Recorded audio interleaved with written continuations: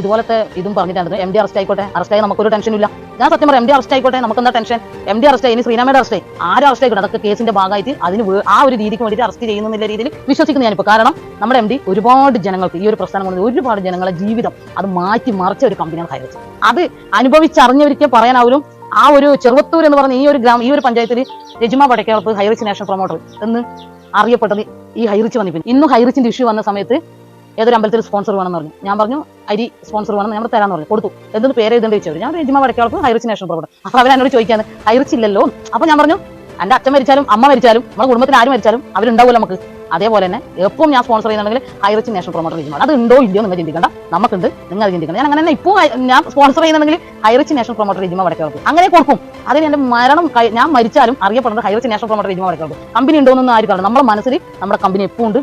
പിന്നെ ജോയിൻ ചെയ്തവർക്ക് ഇനി എല്ലാവരോടും ഞാൻ പറയുന്നത്, ആരും മറ്റുള്ളവരെ വാക്ക് കേട്ടിട്ട് ഇതിനെ വിലയിരുത്തണ്ട.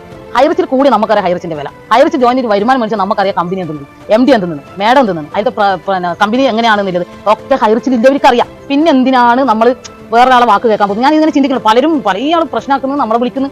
അവരോട് ഞാൻ പറഞ്ഞു ഒറ്റ കാര്യം, എന്നെ ഒരാളും വിളിക്കില്ല. ഇപ്പം എന്റെ കൂടെ ഒരു വ്യക്തി വിളിക്കില്ല. എന്തുകൊണ്ട് പറയാം? ഞാൻ അവരോട് പറഞ്ഞു, ഈ ഒരു ഇഷ്യൂ വരുന്നത് നമ്മൾ അറിഞ്ഞിട്ടല്ല, എന്നെ കൂട്ടിയ ലീഡർ അറിഞ്ഞിട്ടല്ല, അവരെ കൂട്ടിയ ലീഡർ അറിഞ്ഞിട്ടല്ല. നമ്മുടെ കൈകളിൽ ഒരു കമ്പനി കിട്ടി, ആ ബിസിനസ് നമ്മൾ ചെയ്യുന്നു, അത്രയും ഇല്ലു. അപ്പൊ നിങ്ങളും ജോയിൻ ചെയ്തത് ഇതിന് വരുമാനം കിട്ടുന്നു അറിഞ്ഞിട്ടാണ്. എന്റെ അവസ്ഥ, എന്റെ ജീവിതം മാറിയത് കണ്ടിട്ടാണ് നിങ്ങൾ കൂടിയ. അപ്പൊ ഇപ്പം വന്ന ഇഷ്യൂ, ഈ ഇഷ്യൂ നമ്മളെ കൊണ്ട് ആരെ കൊണ്ടായാലും ഈ കമ്പനിക്ക് പോലും അറിയില്ല ഇഷ്യൂ നടക്കുന്നത്. അപ്പൊ അതിനെതിരെ കമ്പനി നല്ല രീതിയിൽ കേസും കാര്യമായിട്ട് മുന്നോട്ട് പോകുന്നുണ്ട്. എന്ന് കമ്പനി വരും അന്ന് എല്ലാവരും പൈസയും കിട്ടും. അതുവരെ നമ്മൾ വെയിറ്റ് ചെയ്യുമ്പോൾ നിങ്ങൾ വെയിറ്റ് ചെയ്യണം. ഇത് സ്വയം മനസ്സിലാക്കുക. അല്ലാണ്ട് ഇങ്ങനെ നമ്മൾ ആരെങ്കിലും പറയുന്നത് കേട്ടിട്ട് നമ്മൾ ആരോ വാക്കും കേട്ടിട്ട് ഇതിനെതിരെ പ്രവർത്തിക്കാൻ വേണ്ട. എന്തുകൊണ്ടെന്നാൽ നിങ്ങളെ കൊണ്ട് നോക്കിയാൽ ഹൈറിച്ചിൽ വരുമാനം വന്നു. എന്തിനാണ് ഇങ്ങനെ ജനങ്ങളെ ഇങ്ങനെ ബുദ്ധിമുട്ടിക്കുന്നതെന്ന് ഞാൻ വിചാരിക്കുന്നത്. ഇത്രയും നല്ല രീതിയിൽ ഒരുപാട് ആൾക്കാർ ഒരുപാട് വരുമാനം ഗവൺമെന്റിലേക്ക് നമ്മൾ കമ്പനി കൊടുക്കുന്നുണ്ട്. ഈ ജനങ്ങൾ അത്രയും നല്ല രീതിയിൽ ജീവിച്ചത് ഇന്ന് ഹൈറിച്ച് എന്ന് പറയുമ്പോൾ ഏതൊരാൾക്കും നമുക്ക് എന്നെ സംബന്ധിച്ചിട്ട് എനിക്ക് ഹൈറിച്ച് ഇല്ലാന്ന് അങ്ങനെ ചിന്തിക്കാൻ പറ്റാത്ത എന്തുകൊണ്ടെന്ന് പറഞ്ഞാൽ എന്റെ ലൈഫ് മാറിയത് ഹൈറിച്ചിലൂടെയാണ്, എന്റെ ജീവിതം മാറിയത് ഹൈറിച്ചിലൂടെയാണ്. എന്റെ നാട്ടിൽ ഇന്ന് പലരും എന്നെ പല ആളും നമ്മളെ പുച്ഛത്തോടെ പറഞ്ഞ ജീവിതത്തിൽ പുച്ഛമുണ്ടാവും. പക്ഷെ വിജയിക്കണം എന്ന് നമ്മൾ തുനിഞ്ഞിറങ്ങിയാൽ ആ പുച്ഛം നമുക്ക് മാറ്റി കാണിച്ചു കൊടുക്കാൻ പറ്റും. അങ്ങനെ ഇവിടെ എനിക്ക് മാറ്റി കാണിച്ചു കൊടുക്കാൻ പറ്റും. ഒരിക്കലും നമ്മൾ അഹങ്കാരത്തോടെ പറയില്ല. പക്ഷെ നമ്മുടെ ലൈഫിൽ ഹൈറിച്ചിലൂടെ മാറിയെങ്കിൽ നമ്മൾ അഭിമാനത്തോടു കൂടി പറയണം. ഇന്ന് എന്റെ നാട്ടിൽ രജിമക്ക് ഞാൻ സ്വന്തം എന്റെ ഐഡന്റിറ്റി ഉണ്ടാക്കിയെടുത്തത് ഹൈറിച്ചിലൂടെയാണ്.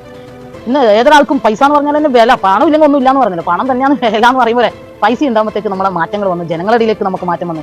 നമ്മൾ പറഞ്ഞവർ നമ്മളെ സ്നേഹിക്കാൻ തുടങ്ങി.